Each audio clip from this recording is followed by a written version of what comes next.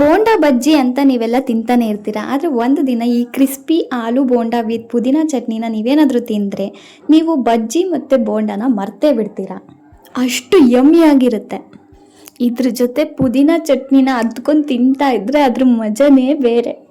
So ತಡ ಯಾಕೆ, ಹೇಗೆ ಮಾಡೋದಂತ ಹೇಳ್ತೀನಿ ಬನ್ನಿ. ಎಲ್ಲದಕ್ಕಿಂತ ಮೊದಲು ಆಲೂಗಡ್ಡೆನ ಬೇಯಿಸೋದಕ್ಕೆ ಇಡಬೇಕು. ನಾನಿಲ್ಲಿ 6 ಆಲೂಗಡ್ಡೆನ ವಾಶ್ ಮಾಡಿ ಕಟ್ ಮಾಡಿ ಕುಕ್ಕರಲ್ಲಿ ಹಾಕಿ ಬೇಯಿಸೋದಕ್ಕೆ ಇಡ್ತಾ ಇದ್ದೀನಿ. ಈ ಆಲೂಗಡ್ಡೆ ಬಾಯ್ಲ್ ಆಗೋ ಅಷ್ಟರೊಳಗೆ ನಾವು ಪುದೀನ ಚಟ್ನಿ ಮತ್ತು ಬೋಂಡಾಗೆ ಬೇಕಾಗಿರುವಂಥ ಹಿಟ್ಟನ್ನು ಕಲಸಿಟ್ಕೊಳ್ಳೋಣ ಬನ್ನಿ. ಇದನ್ನು ಸಾಸ್ ಜೊತೆ ಕೂಡ ತಿನ್ಬೋದು, ಆದರೆ ಪುದೀನ ಚಟ್ನಿಲಿ ತಿನ್ನೋವಂಥ ಮಜಾನೇ ಬೇರೆ ಇರುತ್ತೆ. ಒಂದ್ಸಲ ಟ್ರೈ ಮಾಡಿ ನೋಡಿ.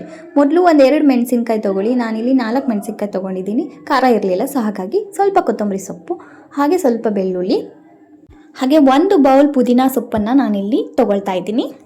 ನಿಮ್ಗೇನಾದರೂ ಇನ್ನೊಂದು ಸ್ವಲ್ಪ ಜಾಸ್ತಿ ಬೇಕನ್ಸಿದ್ರೆ ನೀವು ಇನ್ನೊಂದು ಬೌಲ್ ಆ್ಯಡ್ ಮಾಡ್ಕೋಬೋದು. ಮತ್ತು ನಾನಿಲ್ಲಿ ಒಂದು ಚಿಕ್ಕ ಗಾತ್ರದ ಶುಂಠಿಯನ್ನು ತೊಗೊಳ್ತಿದ್ದೀನಿ ಮತ್ತು ರುಚಿಗೆ ತಕ್ಕಷ್ಟು ಉಪ್ಪು.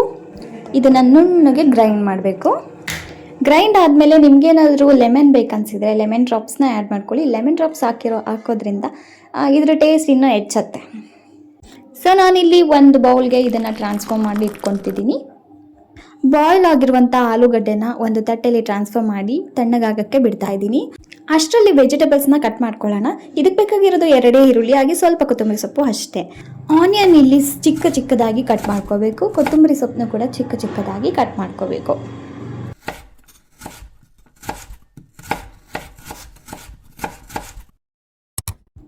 ಬೋಂಡಾ ಹಿಟ್ಟನ್ನು ಕಲಸೋದಕ್ಕೆ ನಮಗೆ ಗ್ರಾಮ್ ಫ್ಲೋರ್ ತೊಗೊಳ್ತಾ ಇದ್ದೀನಿ. 3 ಬೌಲ್ ನಾನಿಲ್ಲಿ ಗ್ರಾಮ್ ಫ್ಲೋರ್ನ ಯೂಸ್ ಮಾಡ್ತಾ ಇದ್ದೀನಿ. ನಾನಿಲ್ಲಿ 6 ಮೆಂಬರ್ಸ್ಗೆ ಆಗುವಷ್ಟು ಗ್ರಾಮ್ ಫ್ಲೋರ್ನ ತೊಗೊಳ್ತಾ ಇದ್ದೀನಿ. ನಿಮ್ಮ ಮನೆಯಲ್ಲಿ 4 ಜನ ಇದ್ದರೆ ನೀವು 2 ಬೌಲ್ ತೊಗೊಂಡ್ರೆ ಸಾಕಾಗುತ್ತೆ. ಮತ್ತಿಲ್ಲಿ ಅರ್ಧ ಸ್ಪೂನ್ ಶುಂಠಿ ಬೆಳ್ಳುಳ್ಳಿ ಪೇಸ್ಟ್, ಇದು ತುಂಬಾ ಟೇಸ್ಟ್ ಕೊಡುತ್ತೆ. ಹಾಗೆ 2 ಟೇಬಲ್ ಸ್ಪೂನ್ ಅಕ್ಕಿ ಹಿಟ್ಟನ್ನು ಆ್ಯಡ್ ಮಾಡ್ಕೊಳ್ಳಿ. ಮತ್ತು ಖಾರದ ಪುಡಿ 1.5 ಸ್ಪೂನ್ನ ಇಲ್ಲಿ ಹಾಕ್ಕೊಳ್ತಿದ್ದೀನಿ. ನಿಮಗೆ ಎಷ್ಟು ಬೇಕೋ ನೀವು ಹಾಕ್ಕೋಬೋದು. ರುಚಿಗೆ ತಕ್ಕಷ್ಟು ಉಪ್ಪು ಮತ್ತು ಸ್ವಲ್ಪ ಓಂಕಾಳು ಮತ್ತು ಸ್ವಲ್ಪ ಸೋಡಾ, 1/4 ಟೀ ಸ್ಪೂನ್ ಆದರೆ ಸಾಕಾಗುತ್ತೆ. ಇದೆಲ್ಲದನ್ನು ನೀಟಾಗಿ ಮಿಶ್ರಣ ಮಾಡ್ಕೊಳ್ಳಿ. ನಿಮ್ಮನೇಲೆಲ್ಲ ನೀವು ಬೋಂಡಾ ಹಿಟ್ಟನ್ನು ಕಲಸಿರ್ತೀರಲ್ವ, ಸೊ ಹಾಗೆ ಕಲಿಸ್ಕೊಳ್ಳೋದು. ಇದಕ್ಕೆ ಸ್ವಲ್ಪನೇ ನೀರನ್ನು ಆ್ಯಡ್ ಮಾಡಬೇಕಾಗುತ್ತೆ. ಜಾಸ್ತಿ ಒಂದೇ ಸಲ ಹಾಕಬಾರ್ದು. ಸ್ವಲ್ಪನೇ ನೀರನ್ನು ಆ್ಯಡ್ ಮಾಡಿ ನೀಟಾಗಿ ಮಿಕ್ಸ್ ಮಾಡ್ಕೊಳ್ತಾ ಹೋದರೆ ಕನ್ಸಿಸ್ಟೆನ್ಸಿ ಸಿಗುತ್ತೆ. ಚೂರು ಕೂಡ ಲಮ್ಸ್ ಇಲ್ಲದೆ ಇರೋ ರೀತಿ ನೀರನ್ನು ಆ್ಯಡ್ ಮಾಡ್ಕೊಳ್ಳಿ.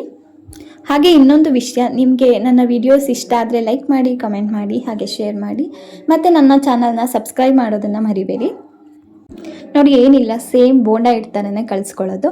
ಇದಕ್ಕೆ ಶುಂಠಿ ಬೆಳ್ಳುಳ್ಳಿ ಪೇಸ್ಟ್ ಆ್ಯಡ್ ಮಾಡಿದಾಗ ಟೇಸ್ಟ್ ಇನ್ನೂ ಚೆನ್ನಾಗಿರುತ್ತೆ. ಸೊ ಹಾಗಾಗಿ ಇದ್ರ ಜೊತೆಗೆ ಆಲೂಗಡ್ಡೆನ ಸಿಪ್ಪೆನ ಬಿಡಿಸ್ಬಿಟ್ಟು ಮ್ಯಾಶ್ ಮಾಡಿ ಇಟ್ಕೊಂಡಿರಬೇಕು. ನೋಡಿ ಕನ್ಸಿಸ್ಟೆನ್ಸಿ ಹೇಗಿದೆ ಅಂತ, ಇದನ್ನು ನೋಡಿ ನೀವು ಮಾಡ್ಕೊಳ್ಳಿ. ಮತ್ತು ಇಲ್ಲಿ ಆಲೂಗಡ್ಡೆನ ಮ್ಯಾಶ್ ಮಾಡಿ ಇಟ್ಕೊಂಡಿದ್ದೀನಿ.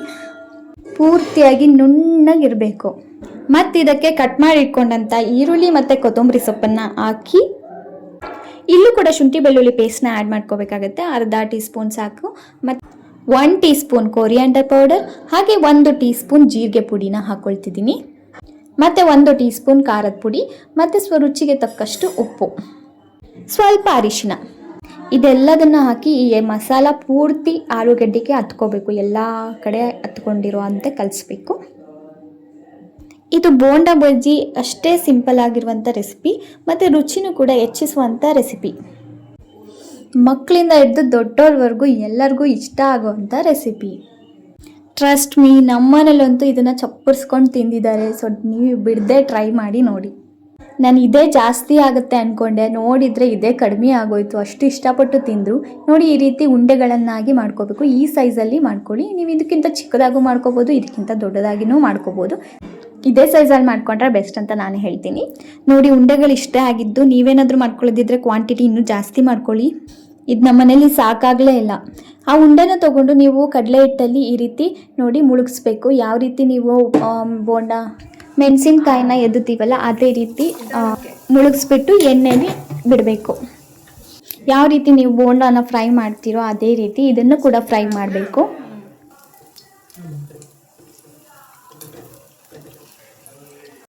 ಈ ರೀತಿ ಕಂದು ಬಣ್ಣ ಬರೋವರೆಗೂ ಫ್ರೈ ಮಾಡ್ಕೊಳ್ಳಿ.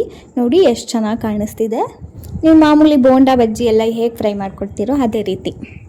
ಇದೇ ರೀತಿ ಎಲ್ಲ ಆಲೂಗಡ್ಡೆಗಳನ್ನು ಕಡಲೆ ಹಿಟ್ಟಲ್ಲಿ ನೀಟಾಗಿ ಹತ್ಕೋಬೇಕು. ಕೈಯಲ್ಲಿ ಮಾಡೋಕ್ಕೆ ಹೋಗಬೇಡಿ. ಕೈಯಲ್ಲಿ ಮಾಡಿದರೆ ಕೈಗೆ ಹತ್ಕೊಳ್ಳುತ್ತೆ ವಿನಃ ಉಂಡೆಗೆ ಹತ್ಕೊಳ್ಳೋದಿಲ್ಲ. ಸೊ ಹಾಗಾಗಿ ಸ್ಪೂನ್ ಬಳಸೋದ್ರಿಂದ ಬೆಸ್ಟ್ ಅನಿಸುತ್ತೆ. ನೋಡಿದ್ರಲ್ಲ ಎಷ್ಟು ಸಿಂಪಲ್ ಆಗಿರುವಂಥ ರೆಸಿಪಿ ಅಂತ. ಸಂಜೆ ಟೈಮು ದಿನ ಏನು ತಿನ್ನಬೇಕು ಅಂತ ಯೋಚನೆ ಮಾಡೋದ್ರ ಬದಲು ಪಟ್ ಅಂತ ಇದನ್ನು ರೆಡಿ ಮಾಡಿಕೊಂಡು ತಿನ್ನಿ. ಆ್ಯಕ್ಚುಲಿ ಇದಕ್ಕೆ ಕಾಂಪ್ಲಿಮೆಂಟ್ ಕೊಡೋದೇ ಪುದೀನ ಚಟ್ನಿ. ಬೋಂಡ ಅಂತೂ ಹೊರಗಡೆ ಅಂತೂ ತುಂಬಾ ಕ್ರಿಸ್ಪಿಯಾಗಿತ್ತು, ಒಳಗಡೆ ಸಾಫ್ಟಾಗಿತ್ತು. ಸಿಂಪಲ್ಲಾಗಿ ಆಲೂಗಡ್ಡೆ ಬೋಂಡ ಮಾಡಿಕೊಂಡ್ರೆ ಅಷ್ಟು ಟೇಸ್ಟ್ ಅನಿಸೋದೇ ಇಲ್ಲ. ನೋಡಿ, ಈ ರೀತಿ ಮಾಡಿಕೊಂಡ್ರೆ ತುಂಬಾ ರುಚಿಯಾಗಿರುತ್ತೆ.